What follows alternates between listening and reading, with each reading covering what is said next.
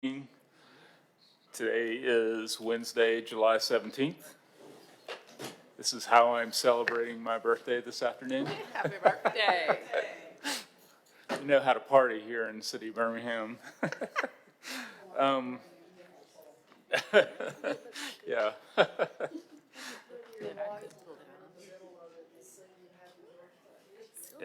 I got a happy birthday a cappella chorus today at Mom and Them's over some fried pork chops and lima beans. So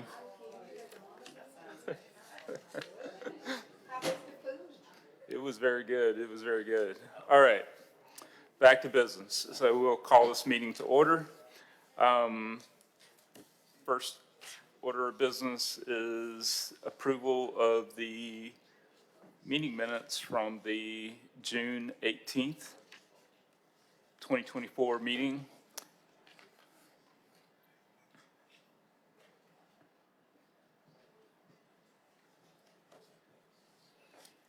Mr. President, I call for approval of those minutes. All right, all in favor say aye. Aye.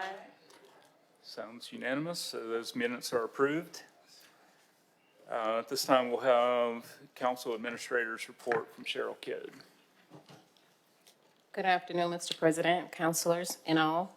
The council administrator's report is brief. Our department budget update is the staff is still working to finalize the expenses for the 23-24 fiscal year.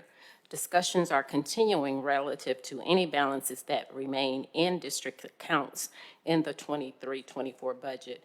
We are awaiting the city's reconciliation of all accounts to gain any definitive resolution on unspent balances that can be transferred.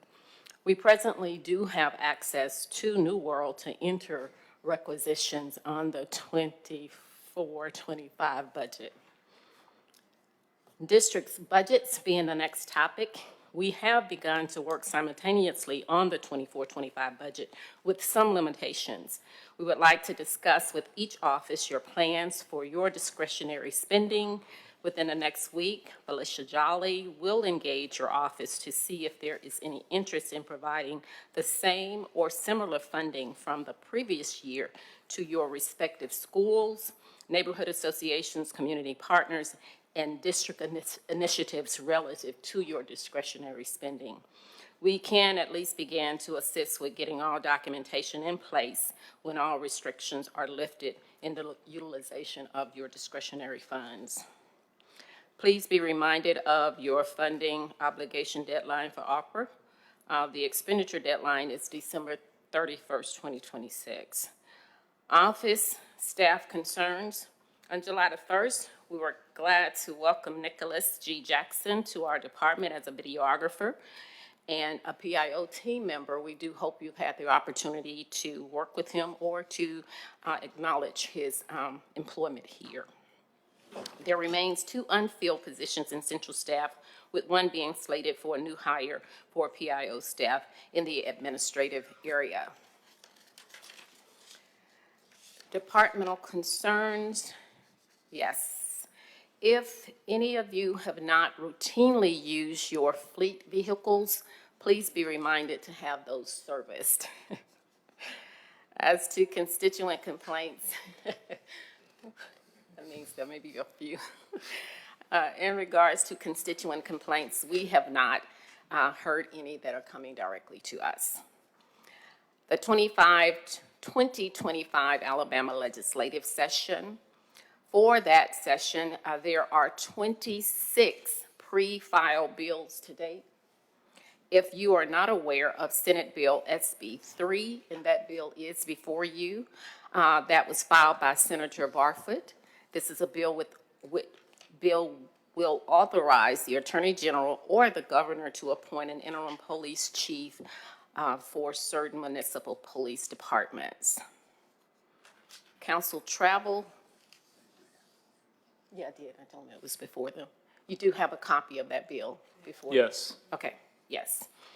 Okay, relative to travel and events and invitations to and for the council, The third Economic Development Academy cohort meeting is scheduled for August 8th, and participating counselors and Mayor Wolfen should have received a calendar invitation. The Business Council of Alabama's 24 Governmental Affairs Conference is scheduled for August 9th through the 11th. That is held in Point Clear, and lodging is still available. And those who are interested in registering, please see Connie Horn. The Alabama League of Municipalities' 6th Congressional District Luncheon is scheduled for August 16th at 11 a.m. to 1 p.m. at Vestavia Hills Civic Center. You can register for the luncheon through the Alabama League of Municipality member portal. And those of you who are certified municipal can receive CMO credits for that. Also, the Birmingham Business Alliance luncheon is scheduled for Thursday, August the 22nd at the club, and this year's speaker is Lieutenant Governor Will Ainsworth. If councilors are interested in attending, please let us know as soon as possible. Seating is limited.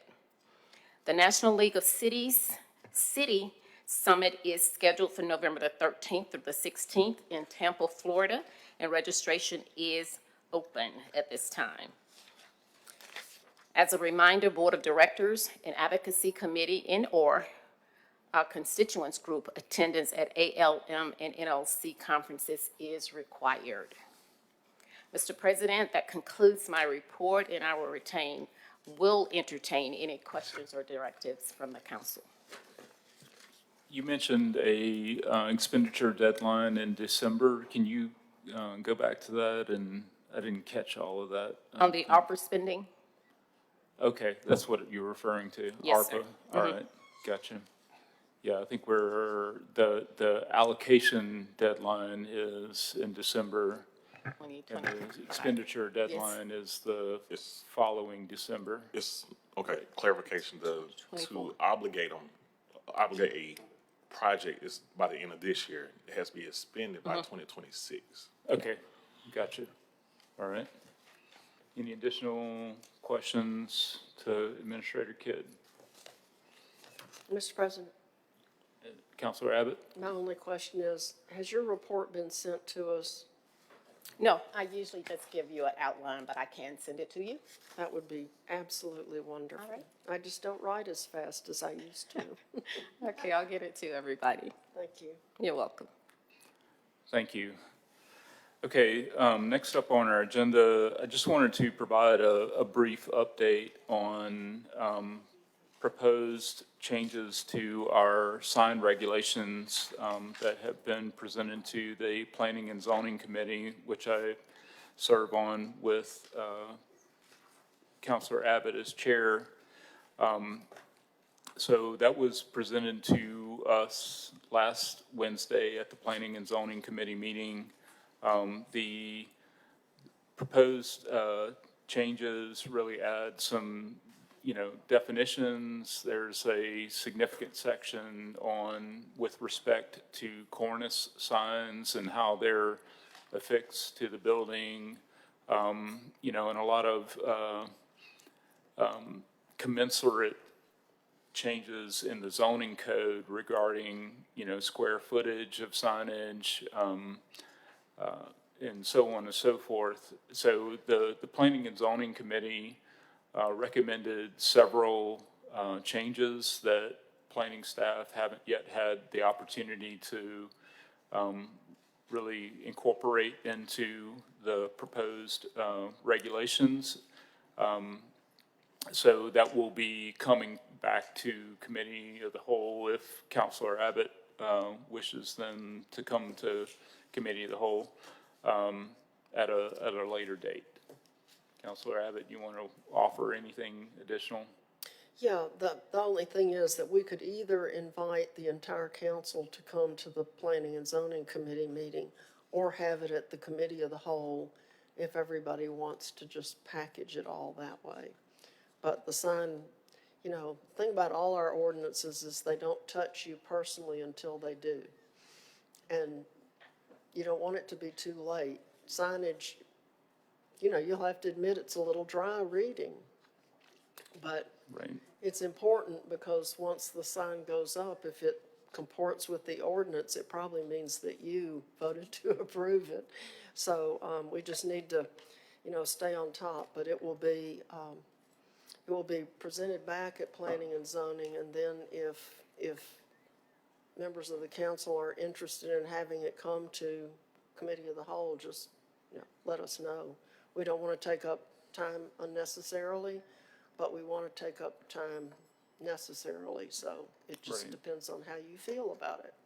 And all of, one of the things that I've learned recently is that all of the items that go through the Planning and Zoning Committee, apparently there's city code that specifies that a recommendation is required from the Planning and Zoning Committee. It's not required from Committee of the Whole, but there's definitely a requirement from the Planning and Zoning Committee. So, say that, from the sense that when we do these things in Committee of the Whole in conjunction with Planning and Zoning Committee, we have to co-advertise as a joint Committee of the Whole and Planning and Zoning Committee, so that if we take action in the Committee of the Whole meeting, we're also getting that recommendation from the Planning and Zoning Committee. That's probably more information than you wanted to hear, but anyway, trying to provide some context. So, again, just wanted to provide an update on where those proposed changes to the sign regulations are, and just anticipate that you'll be hearing more about that after planning staff has had a chance to incorporate the changes recommended by the Planning and Zoning Committee. So that brings us to item 5 on our agenda, short-term rental ordinance, and Kimberly Spurl, zoning administrator, PEP, and attorney Julie Bernard are going to be presenting. Good afternoon and happy birthday, Council President Thank you. Quinn. My name is Kim Spurl. I serve as the city zoning administrator in the Department of Planning, Engineering, and Permits. And we are here today to give you guys an update on where we are with the short-term rental regulations. Right, so first, I know there's a lot of confusion about what exactly a short-term rental is. So we wanted to clarify the definition that we're proposing to use in our regulations. So we're considering a short-term rental to be the transient use of a dwelling or any part of a dwelling for overnight occupancy of less than 30 days. So this is not going to be the apartment complexes that have a 3, 6, 9, or 12-month lease. These are going to be rentals where persons do not stay over 30 nights for occupancy. So we've talked to you guys before about why we need regulations. The number one reason is we don't have regulations specific to short-term rentals now. The only requirement that we currently have is that a short-term rental operator have a City of Birmingham business license. And I think we all agree that that is simply not enough for the number of short-term rentals that we are seeing in the City of Birmingham. So what we are proposing is to require a short-term rental permit in addition to a City of Birmingham business license. And I'll hit the highlights of what that permit will involve in just a minute. And one of the reasons we are going that route is because if we have a permit in addition to a business license, that will give us a mechanism to suspend or revoke the permit or license if we have a bad operator. And that's going to be included in the regulations as well. We also believe that these regulations will open up additional enforcement opportunities for us. We're proposing that the regulations be in the city code and then the use and the zoning districts allowed will be in the zoning ordinance. So that will allow us additional opportunities not to make it just a zoning issue, but a city code violation will open up other enforcement opportunities for us. I just want to give you a brief outline of the engagement that we've had so far with community members. If you recall, last fall, we were able to meet with each of you one-on-one and give you an update of where we were in this process. And we also asked you for suggestions for a stakeholder engagement team. So we reached out to those individuals that you provided to us, and we have met with them on 5 occasions since December. We called them our key stakeholder group. It was a mix of neighborhood folks as well as short-term rental operators. We thought it was important to have representatives from both sides of the table so we could get feedback and input from both of them. So after we had some initial engagement meetings with them, we had 2 public input meetings in April. There was one meeting at the Crossplex, and there was another meeting at the Shields Conference Center. Both of these meetings were open to all residents of the city, anyone who was interested in short-term rentals. We gave a brief presentation at each meeting, but the majority of the time was spent literally passing the microphone around, asking the participants to give us information about what they would like to see in short-term rental regulations. We asked for the good, the bad, and the ugly, and we heard all of it. We had great turnout at both meetings, and we received a lot of really good feedback from neighborhood residents as well as short-term rental operators that I think some of us may have not been able to consider before. So they're very invaluable. We also went to the CAB in May, and we provided them with an update as well on the short-term rental regulations, and then we agreed to send them a draft of the regulations when they were available, and we were able to do that about 3 weeks ago. As part of our 2 public meetings, we advertised on our website and at the meetings a survey that we asked residents and short-term rental operators to complete online for us. I won't go over all of their responses. You guys have them in your PowerPoint packet, but I did think it was important to note that 95% of our respondents actually lived in the city limits. We were unsure if it would be, more swayed one way or the other, but it was important to us to know that we were hearing from people who lived and worked in the city of Birmingham. So real quickly, I would like to go over what we have in our draft for the permit requirements. It's going to be the copy that you have before you that has City Code, Title 12, Chapter 23. This is a draft of what would be added to the city code. So some of the highlights that we receive feedback from neighbors and from the short-term rental property owners that they would like to see.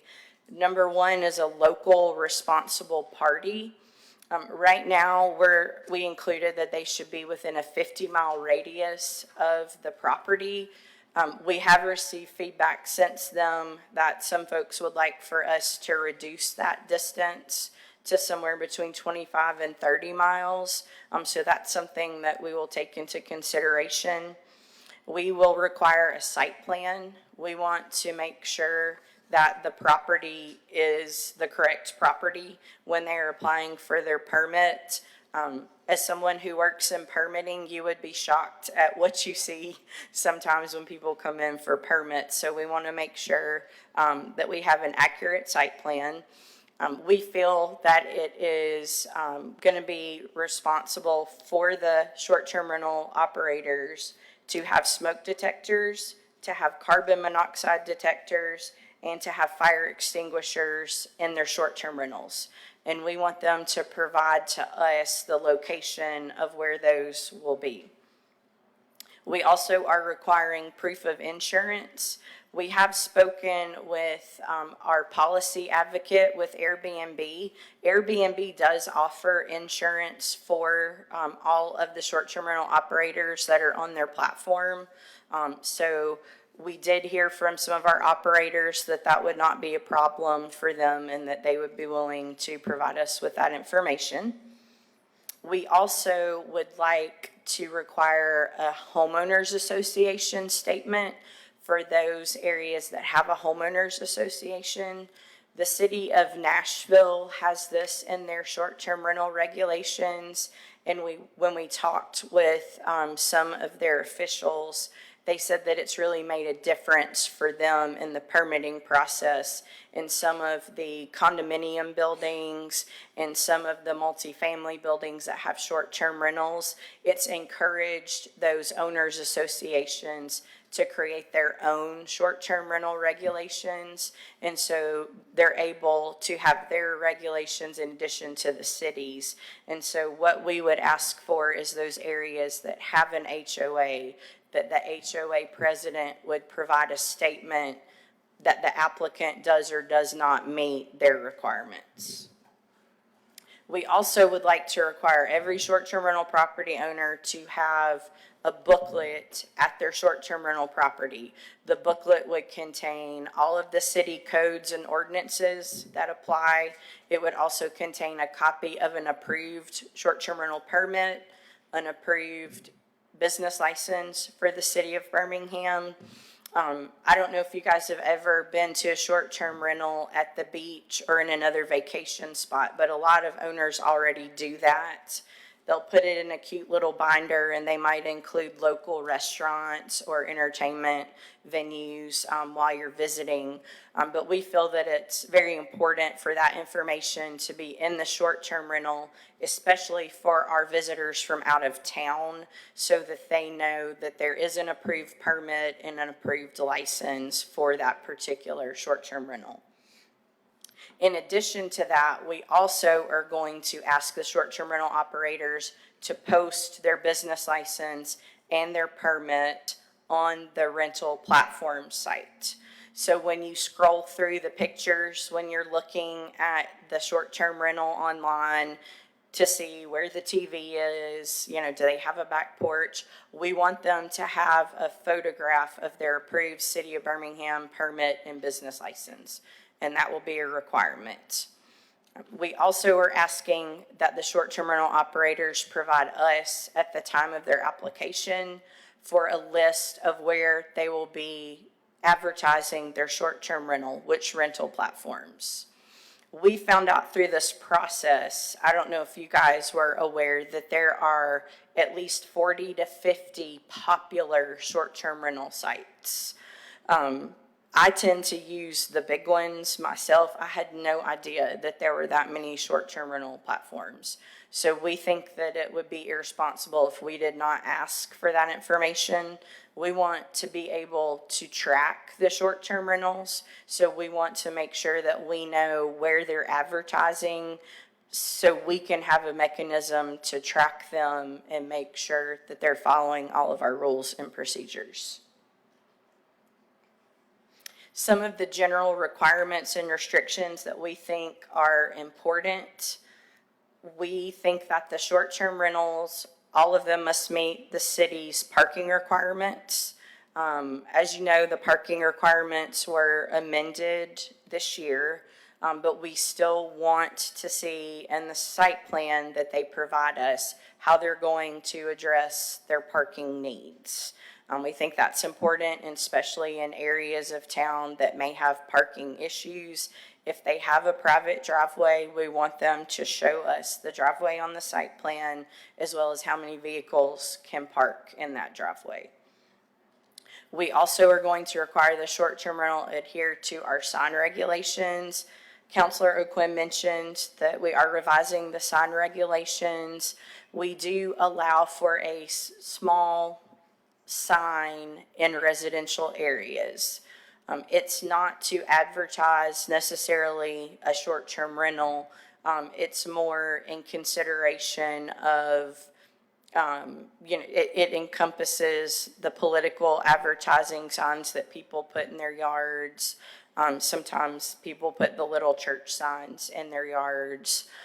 So as long as the short-term rental adheres to the sign regulations, then they will be okay. We do not want to see large attached signs on the sides of houses advertising short-term rentals. That's not the intent of this ordinance.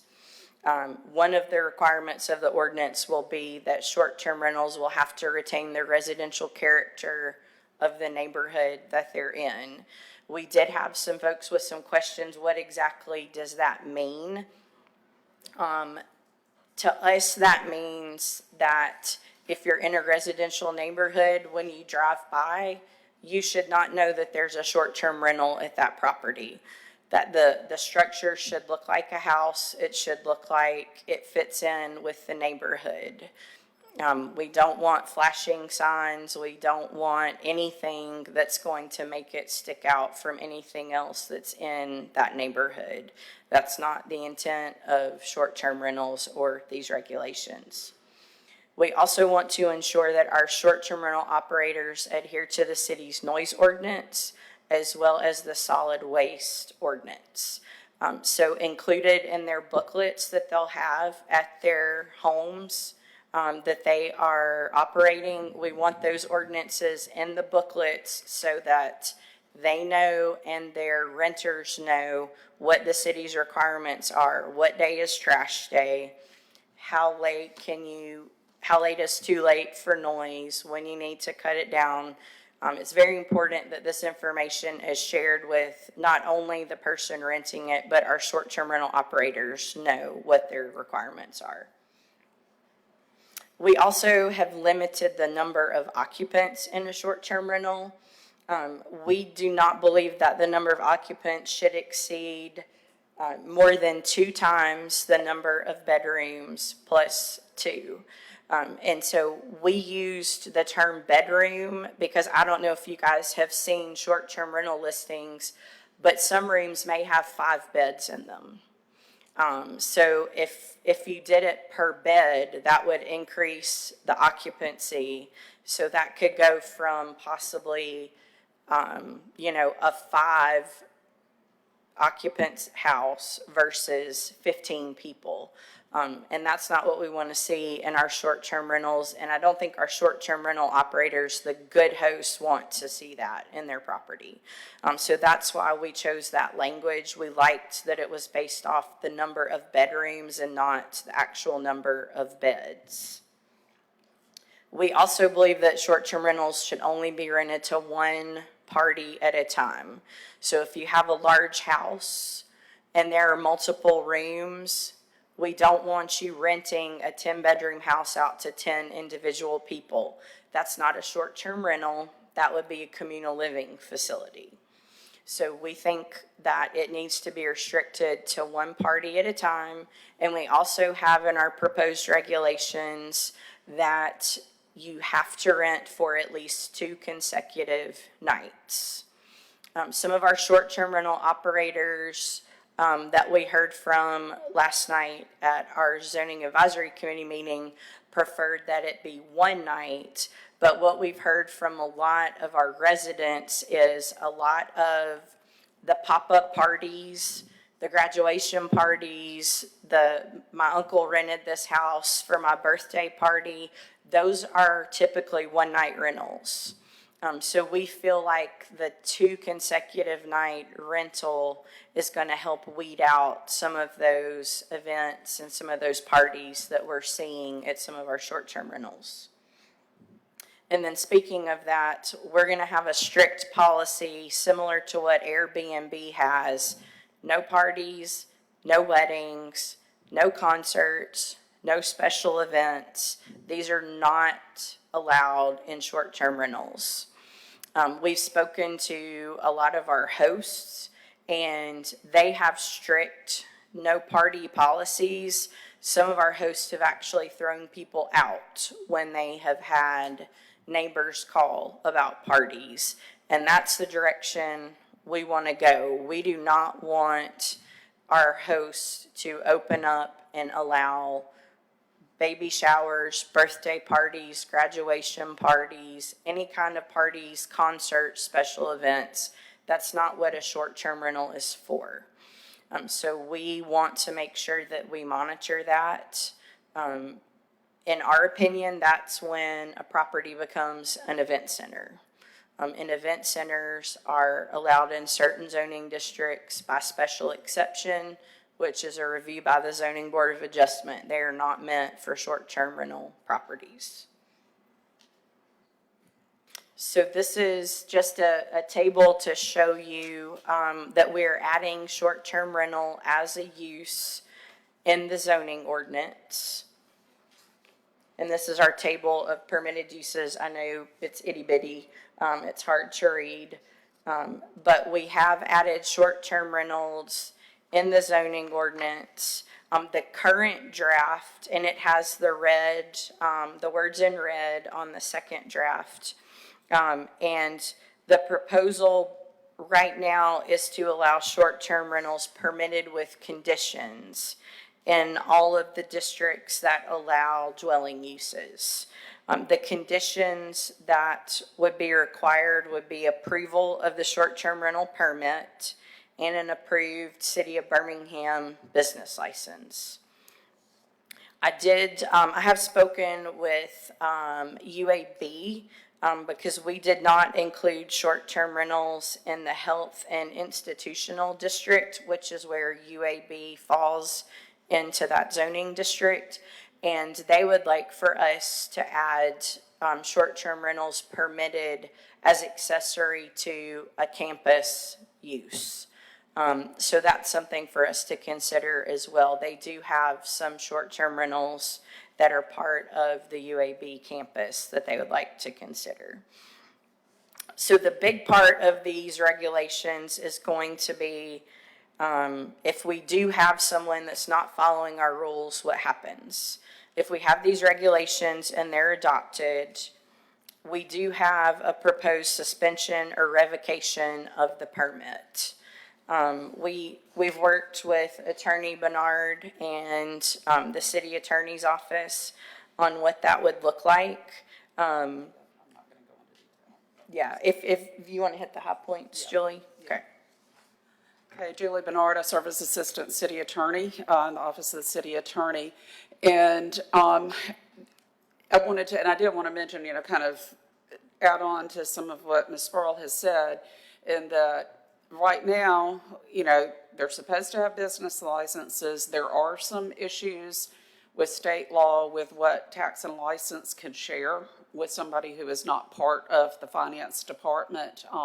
There are some exceptions, but having a permit allows us to have a database to know who is operating, where they are. Right now, we don't have that. If you go to most of the platforms, I know for sure for Airbnb and a lot of them, you don't know the address of the property until you get to the point of saying, yes, rent it. They protect, the privacy, the owner's information. So we can't, when we've had incidents at these, sometimes on Sunday morning, Kim and I are texting each other going, where is this? Where is this? And we're searching all over and trying to match what's in the news report to what we can see online. So that's why we thought, permits and regulations, it helps the city to know where they are and who we can hold accountable. And otherwise, we're just kind of scrambling in the dark. So that was one reason for having that.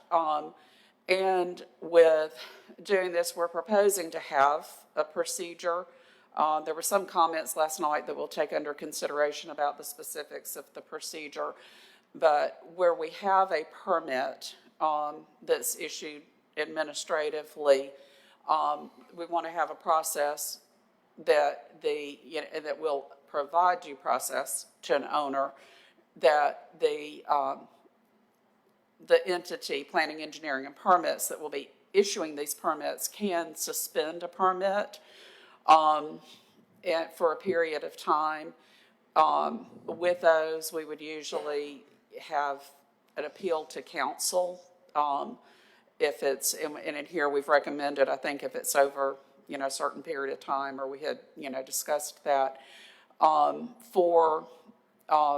because, the council's the legislative body and quasi judicial body for actions of the city. So we would want to have that.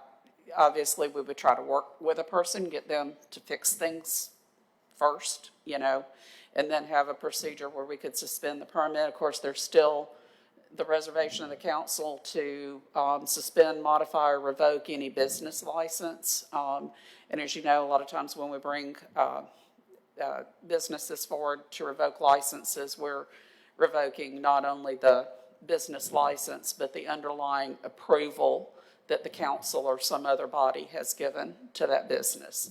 So that's the intent of this section, is to have some procedures and processes that we can deal with where we have bad hosts, bad properties. So as I said, there were a few detailed comments last night that we are taking under consideration. And then if we're going to totally revoke the permit, we're also going to be revoking the business license. So there is a procedure in here, speaking to that. But if you can't have a business license without having the permit, if you revoke the permit, the business license isn't good, those will just go hand in hand. So I'm trying to think if there was anything else I thought of while you were speaking that I kind of wanted to clarify. Oh, we did mention about the noise ordinance, solid waste. We have had a conversation with Birmingham Police Department about enforcement, and that's why we wanted to put some of those references to these, other city ordinances to have, to have the police have a reference point, within this ordinance, and we need to have some more conversations with them. The issues from the survey, the most issues we know that people complain about are issues that are already city ordinances. They're already things that are prohibited, issues with trash, issues with crowding the streets, and with too many cars. I mean, we heard people talk about, an emergency vehicle would not be able to get down their street. And so there are a lot of those, say, noise ordinance and everything, those are already city ordinances. We want to see that. And a lot of what's going to happen is going to happen at night or on weekends when general civilian staff is not on duty. So we are going to work with Birmingham Police about how can we do more, with the enforcement. And I think for them to just understand, in one of the meetings we had, I know one of the hosts, mentioned they were in one district and complained, they had a party and they called for the police to assist them in getting the people out. The police came and did it. At the other one, they were told no, it was a different precinct, different anything. So we want to get the information out and across and have understanding about enforcement procedures. So I don't know if there's anything else I need to say. Okay. I was going to add, Julie mentioned when she was talking about the permit revocation process. As you all know, we are moving our permitting system, everything into Acela, which is our online permitting system. And we've already met with them. They do have a short-term rental permit that they can work with us on. And then we're also excited about an opportunity that they might be able to have a site that the general public could go to look up and see if a short-term rental is on their street. And if it is on their street, do they have the appropriate permits? Does it meet all the city requirements? I think that we're excited about that because it helps us with transparency issues. We want people to know that they do have an approved permit if they don't, and we want the public to help us monitor those that are being bad actors.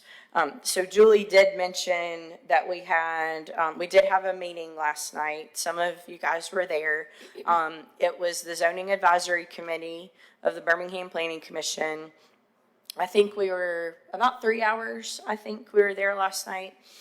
We had great turnout. I think it was turnout. It was a number of folks who were not at some of the previous meetings. So we were able to hear some new comments. We were able to get additional feedback on concerns in some of the neighborhoods that we have not heard from yet. So what we plan to do, the zoning advisory committee voted to table the item until next month's meeting. They would like for us to go back to CAB and present the draft of the city code as well as the zoning changes to the CAB.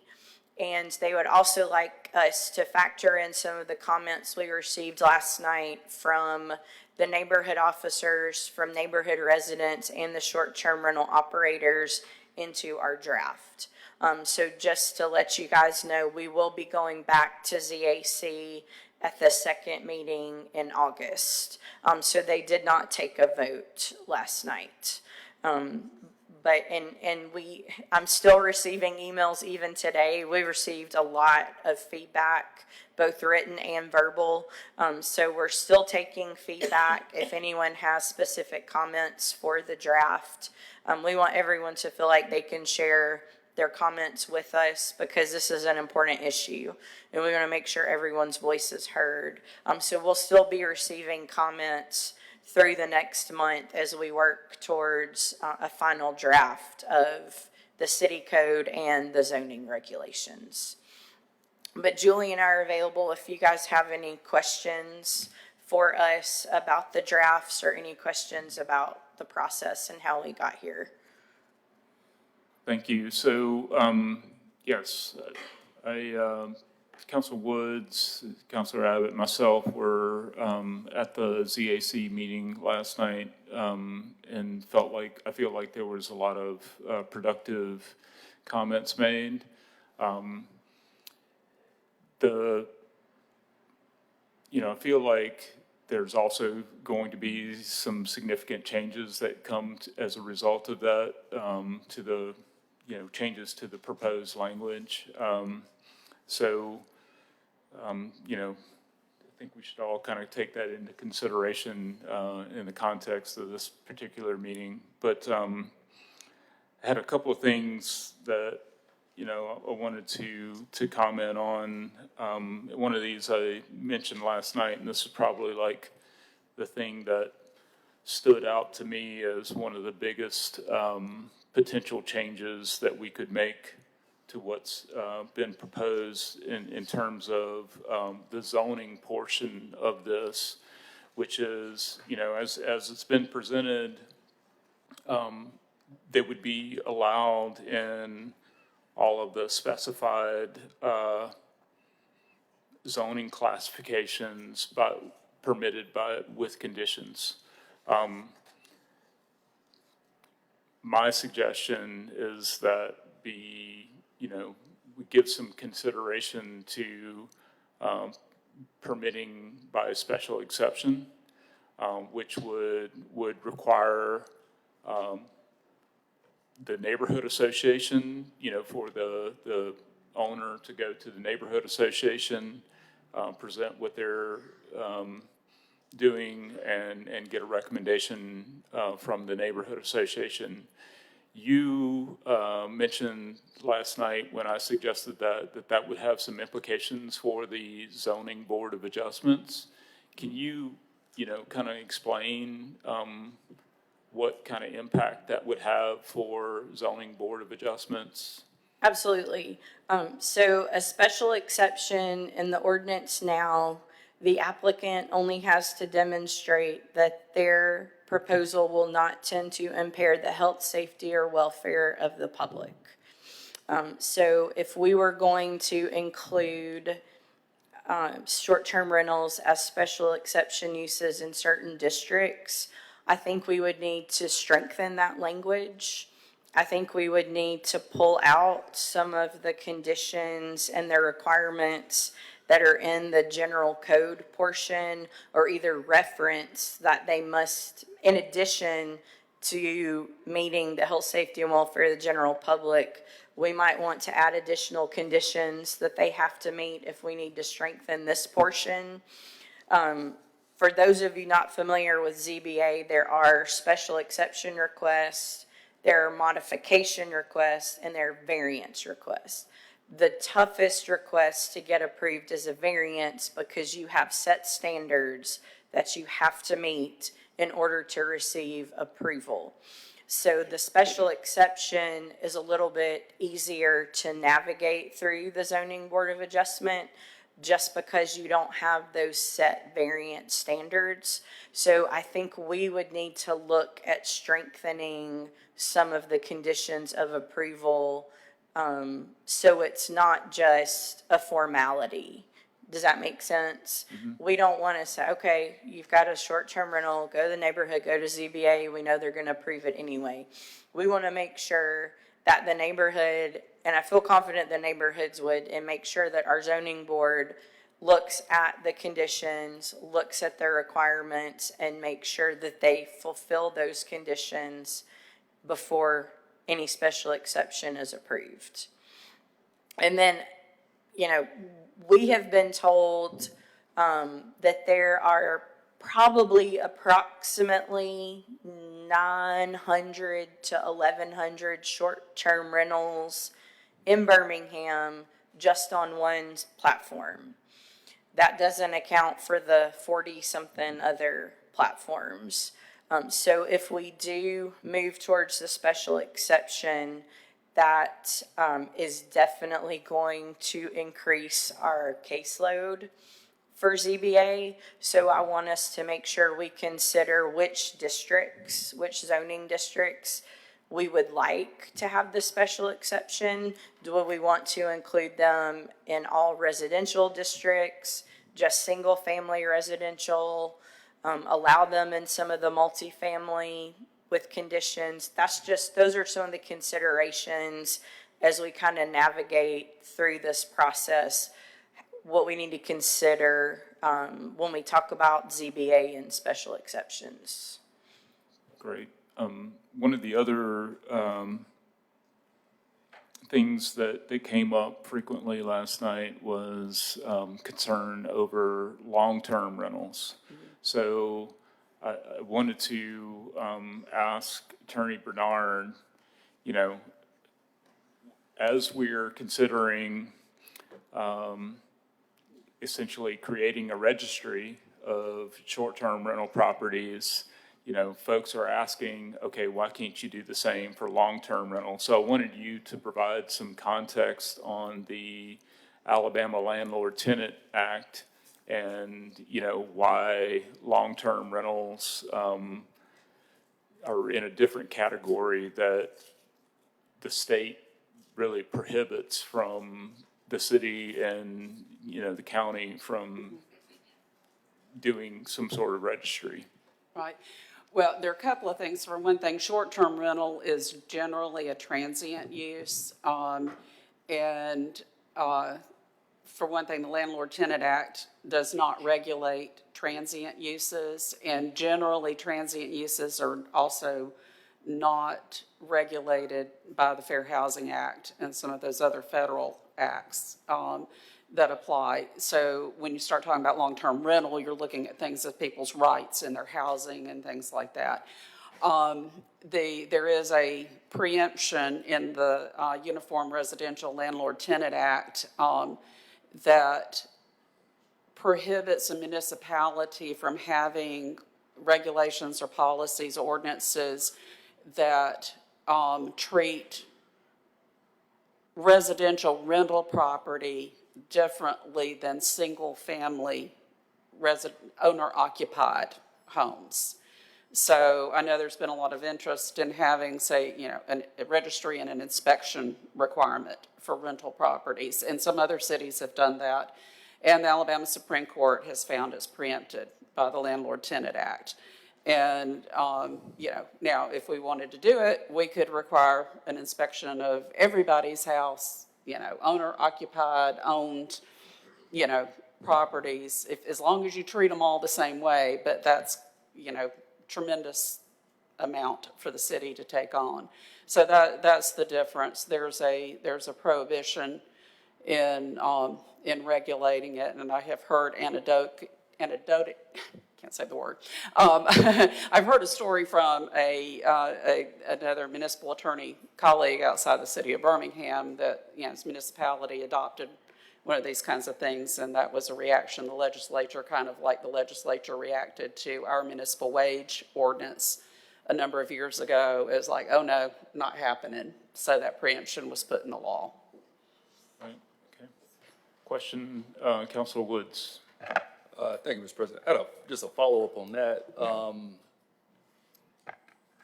What's your thinking around just doing more enforcement around the business licensing piece? Because, you're required to have a business license if you're operating a long-term rental.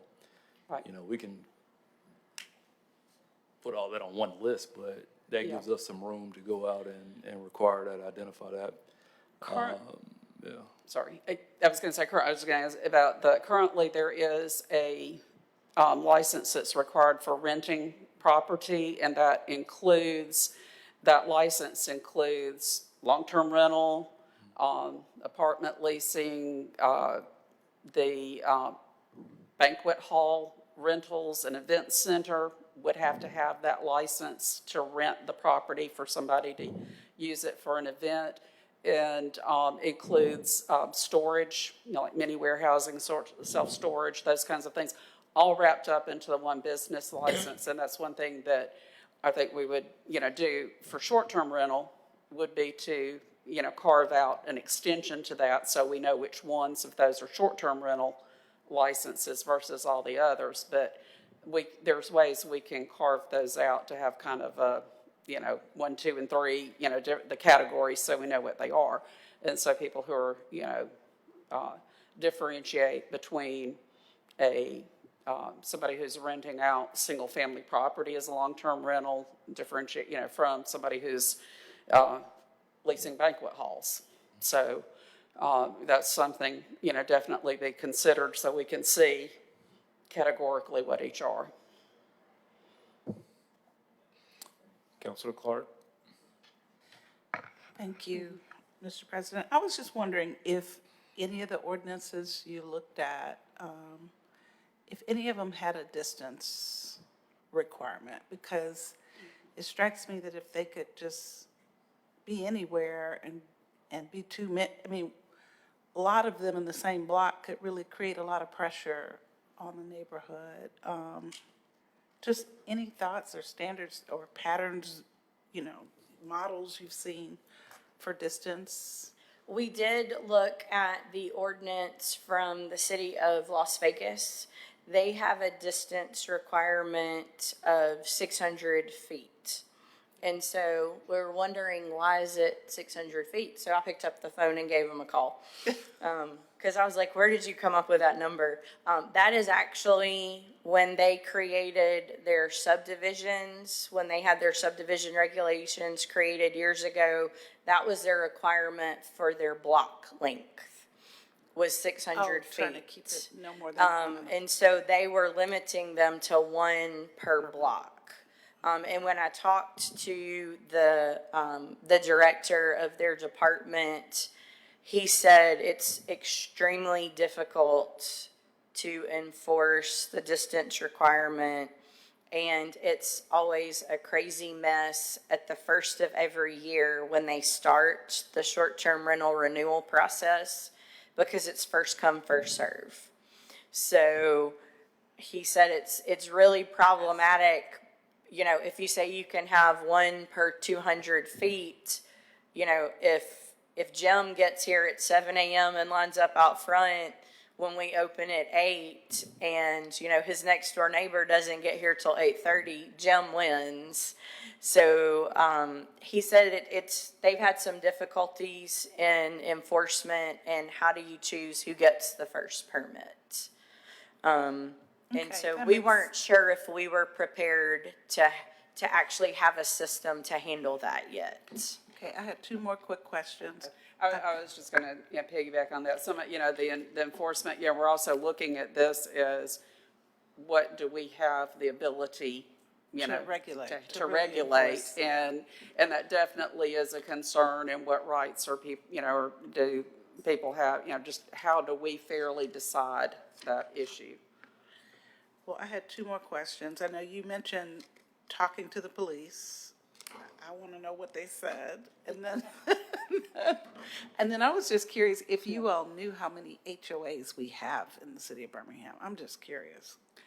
On the first one, we did meet with the police. I've had another conversation, with someone that we need, you know, we need to do another follow-up with them. I mean, primarily, they want something where they've got some standards that they can enforce and, you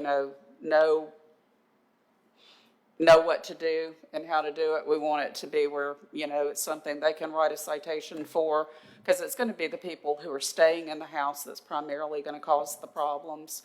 And so that's what we've talked with them. We just need to go back over them with where we are and see what else they feel like they need, you know, as assistant to them. But, you know, they're like, they just need to know and how to prepare their officers to deal with it. Now, there may be, you know, situations, you know, we added in that the short-term rental has to comply with our solid waste ordinance. That's a complaint we heard, you know, a good bit from people. That's one of the complaints people have.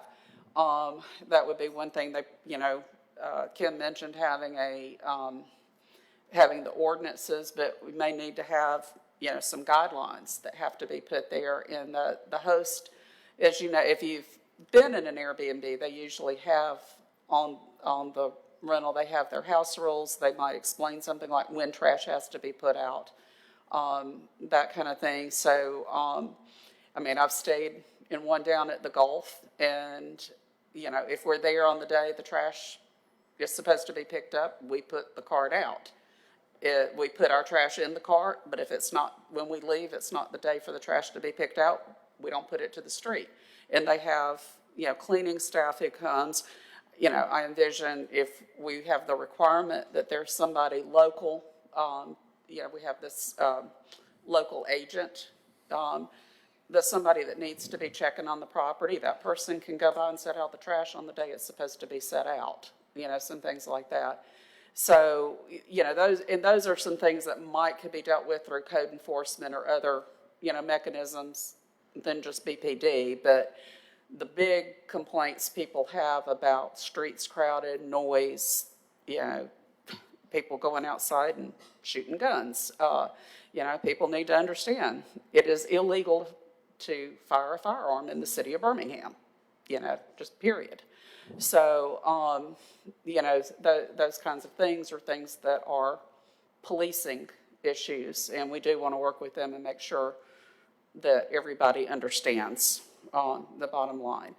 And you asked something else. You were asking the HOAs. I don't know how many they are. We've met with some people who have short-term rentals in some of the condos downtown, and they've mentioned that they have strict rules for their condo association, and it goes beyond what we as a city can do in penalizing somebody. They can put fines on somebody who violates their regulations. I think they have like some of them are $3,000 or $5,000 that the condo association can penalize them. So, Yeah, the Alabama Uniform Condominium Act requires them to have their condominium documents and their owners association. And all of the condominiums in Birmingham come through the city subdivision committee for approval. So anything that is a condominium where they sell units would have an HOA. And then a lot of the newer neighborhoods, probably from mid-90s to now, where they have common area that's governed by their owners association, they will have the HOA agreements. But a lot of the older, well-established neighborhoods, they may have voluntary HOAs, but not the HOAs that we know as now. yeah. The key is usually with an HOA or condo association, those documents are incorporated into the transfer of the property with the deeds. And so purchasing the property, you have to abide by those rules. But if they're, you know, like I say, our older neighborhoods existed before. I've seen some old, HOA documents from back sixties or earlier, but, there's those, they're corporations, they can be dissolved, they're, not 100%, but what we're asking for in this document is if you have a condo association or homeowners association, you confirm to us that you're in compliance. And I think one of the recommendations last night was requiring a statement from the association rather than from the applicant, which makes sense, and we can clarify that. But the city cannot enforce those private agreements, and so that's up to the people who are part of those associations to enforce them. But we don't want to be approving a permit that we know is not in compliance with those regulations. So that's why we're asking for that confirmation. So one of the, on that issue, I think one of the benefits of permitting by special exception would be that, we have many residents that do not have HOAs. So to me, it looks like, for those residents that do have an HOA or a condominium association, they inherently get a benefit of having an additional sort of layer of protection. So if we were permitting by special exception and requiring that, a STR operator, get the recommendation of the neighborhood association, it creates that same sort of buffer for those residents that don't have an HOA. And I think there, are other benefits too that one of the things that's not addressed in here are owner-occupied short-term rentals. And, some of what we heard last night was that there's definitely concern more on the end of the spectrum of out-of-state, ownership, and less issues with owner-occupied short-term rentals. So permitting by special exception, if it's an owner-occupied short-term rental, it's a neighbor in the neighborhood going to their own neighborhood association and, talking to fellow neighbors about what they want to do with their property. And conversely, it, makes it someone who is on the other end of the spectrum, who's, an out-of-state operator, has to exert a significant more effort to explain to residents, they've got to show up physically, and, explain to people. I mean, I feel like my neighbors, if somebody who's, regardless of the circumstances, they're going to do their due diligence to make sure that their neighborhood is protected. So, and especially in the case that someone who doesn't live in the neighborhood wants to operate a short-term rental, they're really going to scrutinize, their plans, so. Right, and that's, you may or may not be, I know some of you are aware, but I mean, there's, this is still an area that's developing, a lot in the law. And there was a case a couple of years ago involving City of New Orleans, and their ordinance required you to be a resident of the City of New Orleans to own a short-term rental in that city.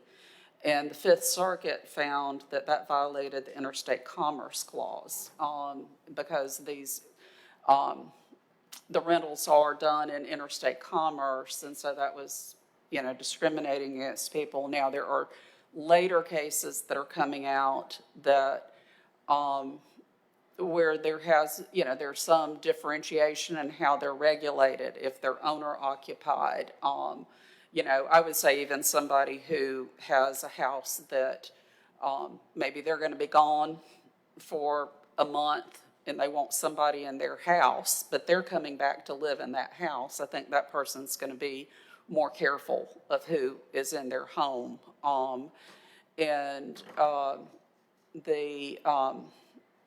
So, you know, we have, wouldn't necessarily, I mean, I think back, I remember my sister working a job in Tennessee back when she was in college, working a summer job, and she and a couple other young women had a house. The lady was from Europe, and she went home for the summer months, and she leased out her house. It was probably more than 30 days. It wasn't particularly what we're talking about, but, I mean, it was still her house, all her things in it, and she, you know, rented to people that she could trust that her house would be taken care of.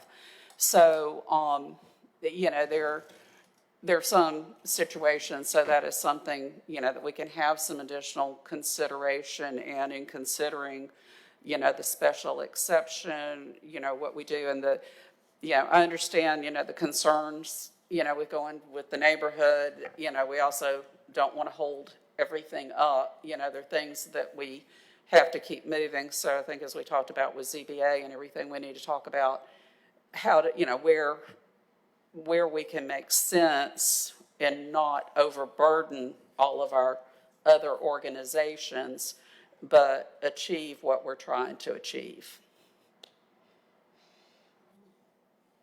Counselor Tate? I have a two-part question. Will the revocation process go through Public Safety Committee? I guess some of that depends on how we deal with it. We haven't said it clearly in here.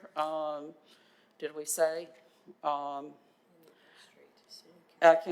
think we have it where it can go straight to city council. I mean, as you know, anything that goes to the council generally goes through committee, and generally, you know, that's kind of up to the council.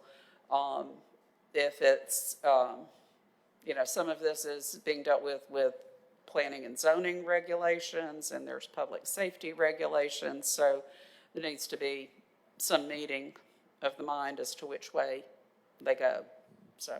And the final question, will this be a control license? Yes, it's a regulated license. It means that, you know, and it says in here, to get a business license, you have to have the permit. And that, you know, so that's a regulated license. I have a sort of a technical question. So with respect to enforcement of municipal code, is it, you know, I know some parts of our code, you have to have a law enforcement officer sort of observe the violation in order to take enforcement action. Is that the case with all of our code? Is, you know? That actually comes from state law. For enforcing criminal violations, it comes from, as I kind of analogous to proving a negative, but under state law about when a police officer can arrest without a warrant. They can't, and the certain things that they're laid out, they cannot arrest for a misdemeanor that did not occur in their presence. So, is it stated exactly that way? It lists all the things that you can. A municipal ordinance violation is equivalent to a misdemeanor. So it is to arrest without a warrant, a police officer has to observe the violation. That would include, you know, writing someone a ticket. They'd have to see it happen to write a ticket. But someone who witnessed the violation, they've got enough information to give to the magistrates for a probable cause, and they can call the police and get a report. They can go to the magistrate, and if they've got enough identifying information and everything that the magistrate can find probable cause, they can seek a warrant or a summons to municipal court for that violation. So it doesn't mean that things are not enforceable. It just means the police can't enforce on the spot unless it occurs in their presence. Okay, so I'm going to give you an example. So say somebody is operating a shade tree mechanic, business in on a property that's not zoned for that. A neighbor calls us, we communicate to the mayor's office, somebody within PEP checks it out. Does a law enforcement officer have to get involved at some point in order to tell that person, look, you've got to cease operations or else? Yes, they do get involved at some point, but the way that we enforce, our code enforcement officers would go out, document the violation. They can, send a letter, says you've got to stop doing this. They have different procedures, different letters, but that's just basically, they're saying you're in violation, you got to stop the violation. And often we give a time, when it's a property issue like that, give them some time to stop and, clean it up, whatever the circumstances are. But if they don't, then that person who's gone out from the city and has documented the violation and sent the letter goes to the magistrate and seeks, usually for these property-related offenses, we go through a summons rather than getting an arrest warrant, but there's a summons, and that's the point at which the law enforcement gets involved. They serve either the summons or the warrant on the person. Right, so the reason I raised that issue is because several, of the speakers last night raised concern about enforcement and, their lack of confidence in enforcement. And if part of that concern, stems from, where we are with regard to, the number of police officers that we have currently. So, and I think generally, all of us are kind of concerned about the burden that we place on law enforcement officers in terms of, enforcing all of our code. But what I'm hearing is that we really don't have an option to do anything else, that state law requires that, law enforcement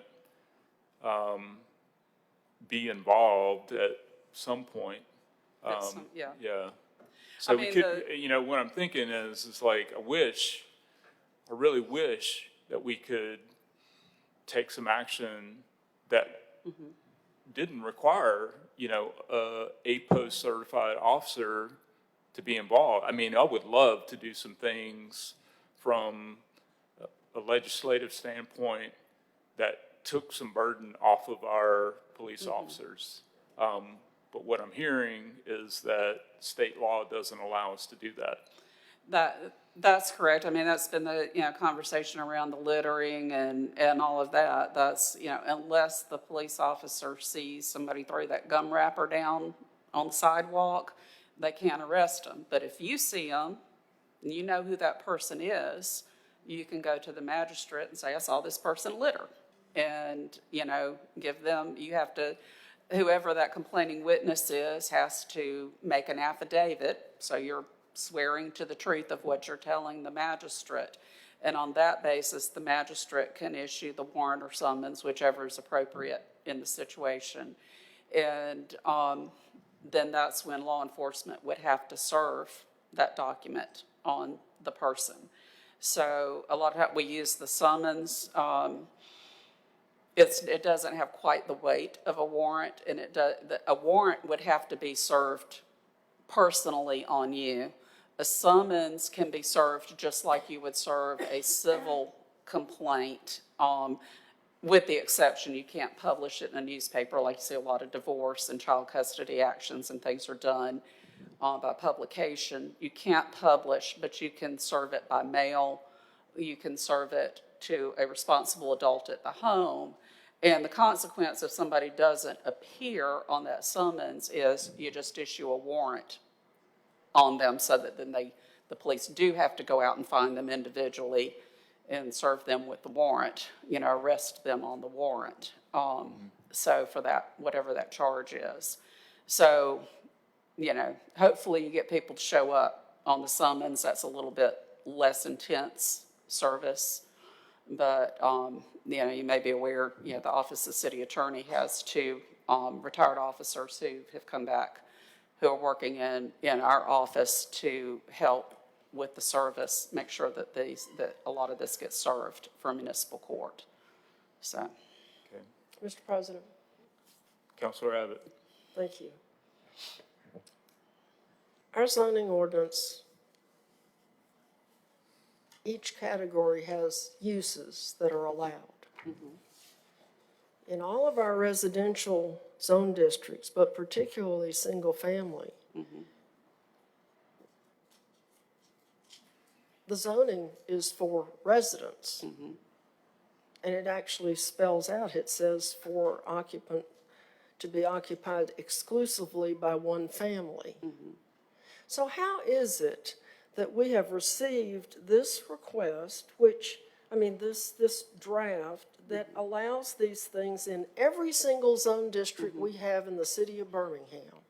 there have been court cases that have found in some context that short-term rental of residential homes is not a commercial or business use, as long as the people are only using it for residential purposes. The residential use, the sleeping, eating, brushing your teeth, all of that is what the court, there's an Alabama case to that effect. Now, it is dealing with a restricted covenant, but it's very, it's similar, kind of the difference in a covenant and like with an HOA.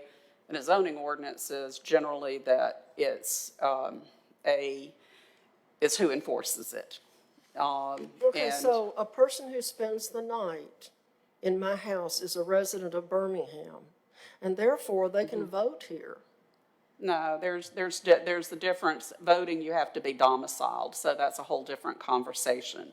Just spending the night in a place does not domicile you for the purposes of Well, voting. it doesn't make you a resident either. Well, it doesn't, but again, the use is residential.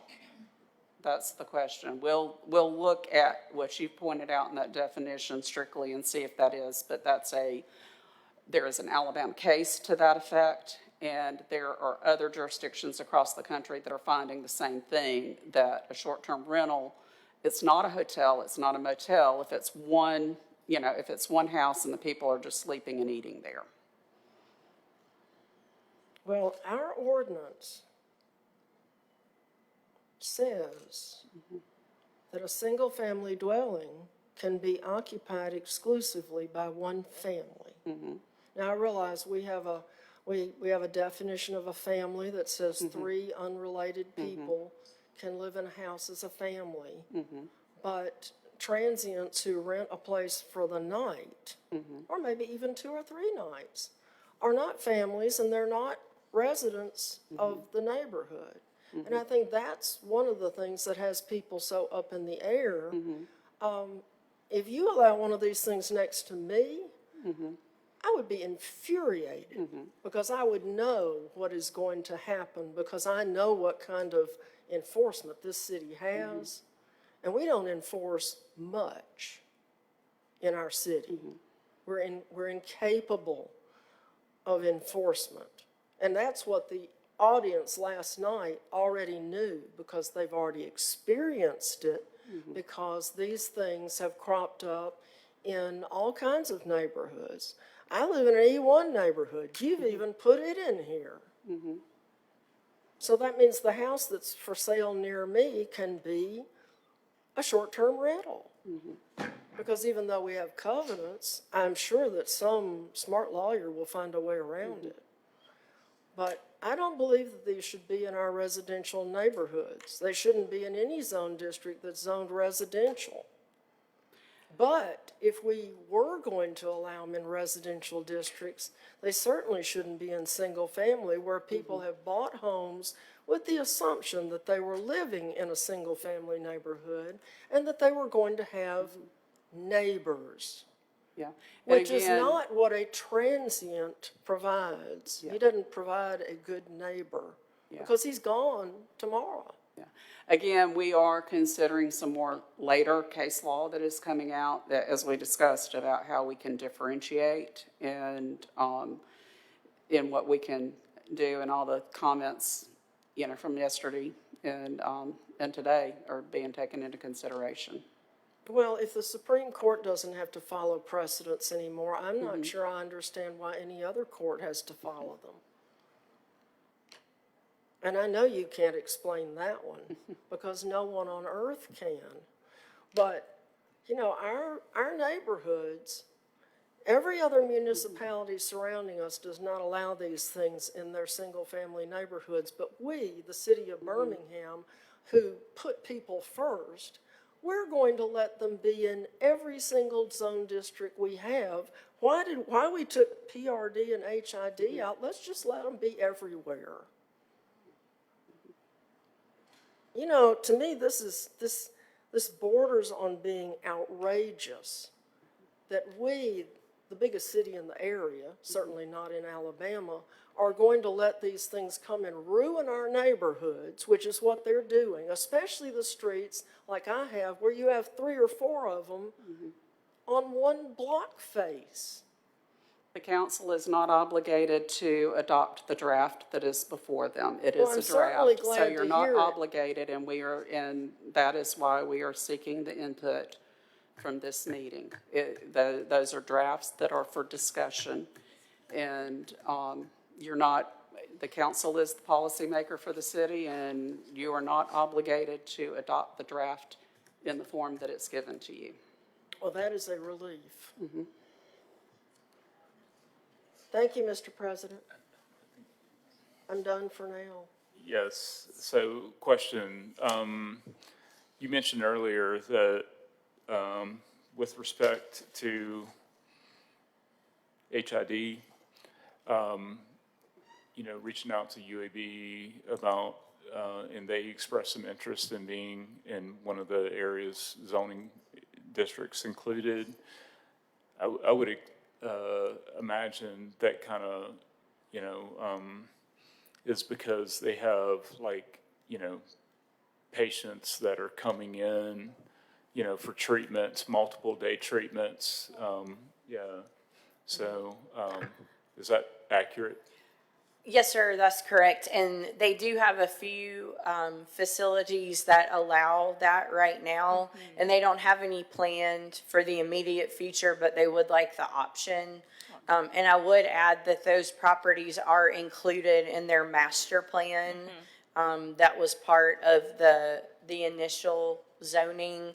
And when they do add new facilities, they come before the Planning Commission.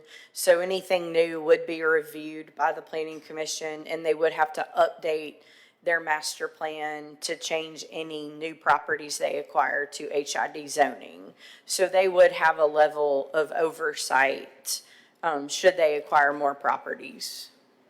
And I think, we heard last night from some of the speakers and also at the other 2 public meetings that we had, that there are host people who are coming, students who might come. I think one person mentioned having a doctor who's here for, some short meeting or something at the at UAB. And some of those may be near UAB, some of them may be away, but that's some of the uses that we've heard that some people have. Pro Tem Yes, Alexander? thank you. That was one of my questions to Dr. O'Quinn, so thank you. I see why that would be the need from UAB. You think about families sometimes come in for certain procedures and they stay at Ronald McDonald House or something like that. And then I know how sometimes you can't have traveling physicians that are just coming in for one procedure or, over a period of time they want to do that. My other question was related to about the permitting and the licensing. Is this going to be annual, like a business license, what type of monitoring would be put in place for, like, we have 3 times, sort of like we do for liquor license? How many times has someone had to come to that home and had any type of instances, or, neighbors call in? I mean, would they call 311? Would they call 911? When it's something consistent like the solid waste, not following that type of enforcement. So is that built into this, or would that be in another document somewhere? So I think it's not necessarily prescriptive in this, but those are all things that we've heard, not only from residents, but even the short-term rental owners that we've met with. They said, we would love if y'all had a designated hotline where we could call to let people know if we have problems, that the residents could call. So I think that's something that we'll have to look into for our department. But for the permit, we kind of envision this permit similar to what we do for our daycares. Okay. The zoning certificate of operation, where it is something, they will have to bring everything in for their initial permit, but they will be monitored throughout the year to make sure that they're in compliance with the regulations, especially if we receive complaints from neighbors, from the host complaining about the rental persons, or from the police department.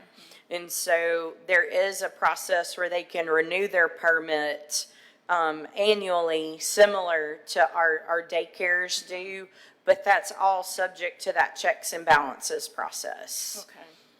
And it just made me, a thought triggered within me, just knowing about the days that we pick up our trash. And so we're saying the onus is on the property owner to know what those dates are. Because, sometimes we change because of holidays and things like that. So I can see how that could become a nuisance for the neighbors that live there. And people are just putting that bag out, and maybe we don't have trash this week. We pick it up next week and something like that. So how we covering that now? They would have to, obviously they would have to use the uniform trash bins that the city has distributed. They can't put out bags. They would need to make that clear to their renters that you must use this cart. You can't put out bags. And there's a specific date. And then that's another reason for having somebody, either the owner, because we do have a number of people who've come and spoken who are local. So either the owner, checks on their property and makes sure the trash is put out on the right day, or they have an agent. Most of them, from talking with some of them, they clean themselves, but I think most of them have, a lot of them have cleaning agencies. So have that agency be the one to make sure the trash is put out on the proper day and that the trash can is taken back in. Yeah, because I want to be more proactive than reactive.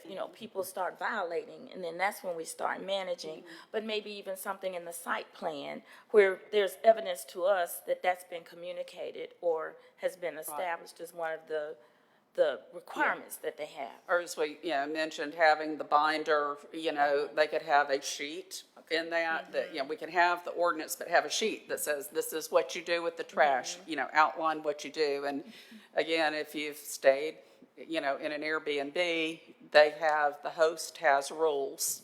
And in talking with a lot of the hosts that have come out and spoken, people have come out and spoken have not been the ones that have the party houses. These are people that have, taken steps to try to control these issues, and so they have strict rules. And some of the ideas that we started incorporating in the draft came from them. Okay. So. All right. Thank you, Mr. Yeah. President. One thing that was brought to my attention is that the requirement for an image of the permit in the listing may be problematic, because if they do that, anyone can do like a screen capture of that image and Yeah. potentially use it as Yeah. a forgery. So that was a concern that I wanted to communicate. Yeah, we've said image, but that's not what I had envisioned. I had envisioned that they have to have a place where they post their permit number, their confirmation, so it isn't as easy to do that. There are a number of jurisdictions that do require that. We've talked with Airbnb, and we know they can accommodate that. And again, it was talking earlier, someone earlier, I mean, I guess it was Counselor Clark, we were talking, and it's like, we say, Airbnb is the biggest, as far as I know, in the country. A lot of the hosts have spoken, they are with Airbnb because a lot of the service and support. They've said Vrbo is very good, as Kim said, that we found out there are dozens of these platforms that are out there, and they are all, different levels. Airbnb's kind of gotten to be the Kleenex or the Band-Aid, everybody says Airbnb when you mean short-term rental, and there are varying degrees. So what we want to do is have the standards, and if that platform can't accommodate that, then maybe the people need to be considering being on a different platform because we want this. It also makes it easier for us to, if we're looking at a location and we see, hey, these have permits, we see the permit number on these, and then, and I agree, I mean, the business license posting would be problematic too, because that ties back to somebody's tax account, so probably it'll be the permit. But as we're scanning down and then we see one doesn't have a permit, that tells us that's one we need to look at. It helps our enforcement effort. You prioritize those that aren't compliant. And as we mentioned, talking with Acela, which is our permitting platform to put things on. We're also, talking, there are some other technology, other companies that have technology solutions out there that could probably help and enhance our enforcement issues. And PEP is looking at those and evaluating, what's possibilities. So hopefully we'll be able to talk with the administration and maybe bring something like that forward, and would hope we'd get some because we have the staff, we have the resources we have, and so that's one thing we have to think about when we're doing ordinances is what do we have the resources to deal with, and then if we want something more, how do we get the resources to do that? So, Council Woods. Okay. Council Woods. Thank you, Mr. President. A few things I'll try to move expeditiously, but I think we need a definition for like what local responsible party is and what they need to have the clearance to do. I'm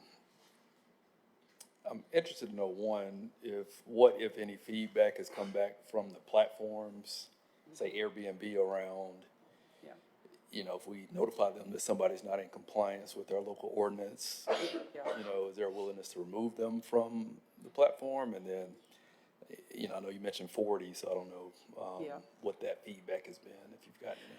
Well, we've had, I'll tell you, we've had contact with Airbnb since about 2018 or so. The council remembers that there was a big article about all the lodging taxes that cities were missing out on. And there was a young woman that was in Birmingham for, I think it was the Noble Conference. Her name is Viviana Jordan. And she contacted Rick Journey and said, hey, I saw this article. Airbnb has a program where we will collect your lodging tax for you. And so she came and met with us. We had someone from Tax and License, Katrina Thomas, and I met with her, and we talked about a lot of violations. And Airbnb does have a place on their platform. It's sometimes hard to find, but I do have the link that I've shared with some of you, and I'll be glad to share it, where a neighbor can report a problem directly to Airbnb. Some of the people that we've talked with have felt like they didn't get good response. I think some maybe have felt like they got response. But in that conversation that we had with Viviana Jordan, she mentioned, they'll take complaints from the city about, but she said what the Airbnb wants to see is that the city has made some effort to enforce its ordinances before. So like if it's a noise issue, that we've continually tried to do something about the noise violations at this property. And then, hey, Airbnb, we can't do anything with them. And so then Airbnb will, and they can strictly, she told us a story about somebody that violated different policy, but an Airbnb policy, accidentally at one of their properties, they took him off and they took all of his other properties off. And she said she'd known him for years and he was a good host, but he made one mistake and they took him all off. Now, the thing that concerns me is then they go to another platform, a lesser platform, or they go just social media or something. But so Airbnb has that. They have also provided some information that I've passed on to the police department. They have Airbnb has a program to work with local law enforcement on safety issues, and I don't know if that's been explored, but, we'll discuss that. But just because we've had more contact, and it's actually, now, Viviana has moved to another position, and Nia Brown, that Kim mentioned, is the current public policy director for the Southeast region for Airbnb. She's in Atlanta. She has come to meet, and she, likely, may come to, a future council meeting or hearing. Let me drop this in while you're right there. Willingness to serve as a communication medium, and so give the owner an alert that they need to renew their City of Birmingham license. Like, are those things that are possibilities to be Right. That's one thing for, with the platform, with Acela, I think there's some permitting reminders. Right, we've already discussed, like an automatic generated renewal notice to go out to remind these owners you have to renew your permit. Because we don't want them to fall through the cracks. And then I was going to add that we've sent Nia drafts of everything. She's been great to provide comments. Obviously, Airbnb wants to see as few restrictions as possible because that's their business. But she's been great to provide feedback to us, and she is going to send us a red line version of the drafts that you guys have before you, and she's going to provide us with comments on that draft. And she's also willing to come and meet with you guys. She's offered several times. Let them know I'll be happy to come and speak if they have questions specific to Airbnb or just the short-term rental world in general.